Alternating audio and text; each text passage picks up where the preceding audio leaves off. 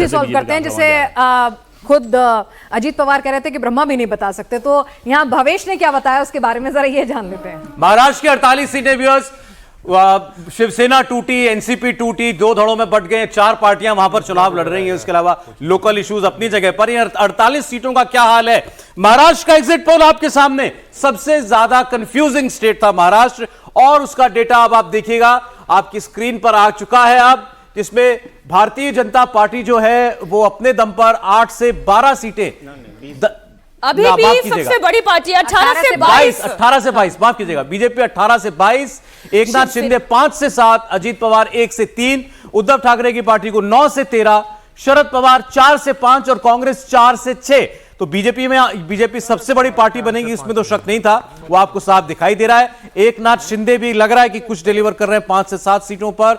अजीत पवार 4 ही लड़ रहे थे और आपने 1 से 3 उनको दिया, मतलब उनका भी इसमें चुनाव में प्रदर्शन जो है उतना खराब तो नहीं, और उद्धव ठाकरे ने ठीक चुनाव लड़ा, अच्छा चुनाव। देखिए, पूरे महाराष्ट्र की जो स्टोरी है उसको ठीक से देखिए। जो पहला फेज हुआ बीजेपी के लिए सबसे ज्यादा नुकसानदायक वही फेज रहा, जो विदर्भ में जो चुनाव हुआ। बीजेपी को वही जो रिजर्वेशन वाला मुद्दा था, क्योंकि वहाँ पे दलित वोटर बहुत ज़्यादा, 3 सीटें जो बीजेपी की थी, भंडारा गोंदिया, उसके बाद गढ़चिरौली चिमूर और एक और सीट है चंद्रपुर। वो तीनों सीटें बीजेपी पिछली बार, 2 सीटें बीजेपी पिछली बार जीती थी, चंद्रपुर हार गई थी। बीजेपी तीनों में भी बड़े अंतर से मतलब पीछे थी।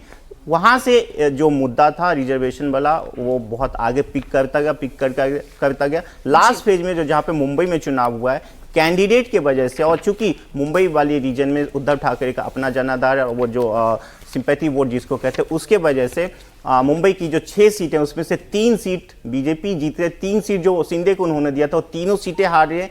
1 सीट बीजेपी भी लूज कर सकते हैं, मिहिर कोटेचा वाली सीट बीजेपी भी लूज कर सकती है।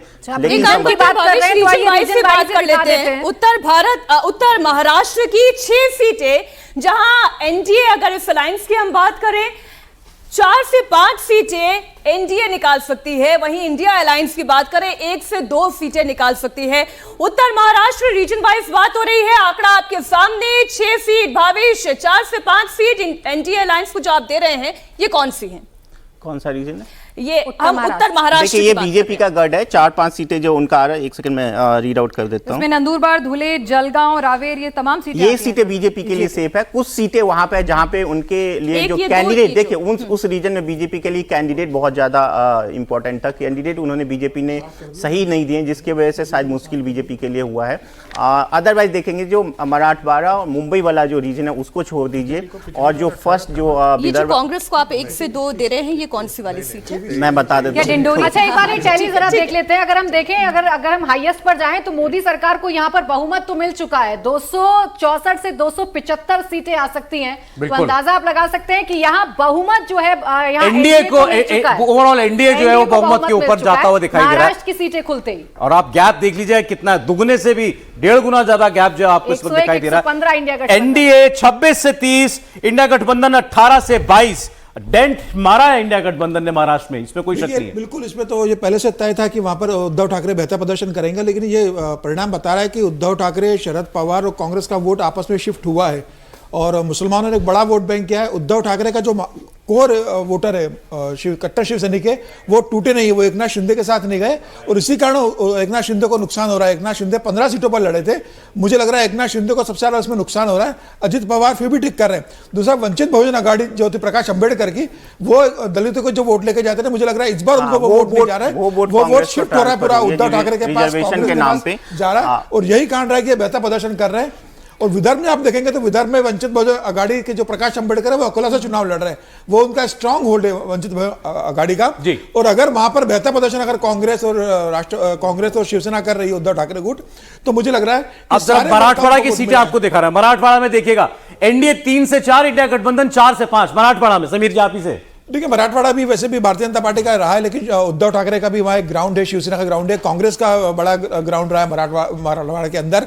विलासराव देशमुख उस एरिया से आते हैं। तो मुझे लग रहा है कि वोट शिफ्ट हुआ। जो कहा जा रहा था कि कांग्रेस के जो वोटर्स है वो शिवसेना को नहीं, उद्धव ठाकरे को नहीं करेंगे, उद्धव ठाकरे का शिवसेना कांग्रेस को वोट नहीं करेगा, मुझे लग रहा है कि इस बार इनका वोट पूरा ट्रांसफर हो रहा है, जिसके कारण ये सीट जीतते जा रहा है। और जो कहा रहा था कि एकनाथ शिंदे के आने के बाद शिवसेना उनके पास चली गई है तो वो बड़ा वोट बैंक लेकर आ जाएंगे, सिर्फ विधायक उनके साथ आए, वोट बैंक उनके साथ जा नहीं रहा है। मुझे लग रहा है एकनाथ शिंदे, यानी एकनाथ शिंदे सबसे वीक प्लेयर साबित हुए भावेश। बिल्कुल एकनाथ शिंदे जितनी भी सीटें जीत रहे हैं वो ज्यादातर बीजेपी के प्रभाव वाले एरिया में जीत रहे हैं। अपना जहां पे उनका बताया जाता है ठाणे और कल्याण छोड़ दीजिए तो कोई भी सीटें ऐसा नहीं है कि अपनी वजह से वो चुनाव जीते। आपने जो नॉर्थ महाराष्ट्र की बात की थी उसमें एक जो नासिक सीट है वो श्योर सर्टेन शिवसेना जीत रही है और एक सीट है डिंडोरी जो बीजेपी जीत रही है वहां पे, लेकिन वहां पे टफ फाइट है तो हो सकता है अपोजिशन वहां पे। पश्चिम महाराष्ट्र मतलब शरद पवार वाले पश्चिम महाराष्ट्र की 11 सीटें, यहां पर एनडीए को 6 से 8 और इंडिया गठबंधन को 3 से 5 सीटें आ सकती हैं। बारामती का क्या हो रहा है?